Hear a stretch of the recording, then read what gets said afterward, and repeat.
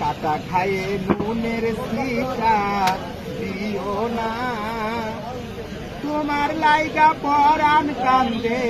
কাঁচা 50 টাকা পোয়া, ঢেঁড়স 40 টাকা কেজি, পটল 40 টাকা কেজি, আলু 40 টাকা কেজি, কচুরমুখী 60 টাকা কেজি, শসা 30 টাকা কেজি, লাউ 40 টাকা পিস, আর দেশি পেঁয়াজ 70 টাকা কেজি।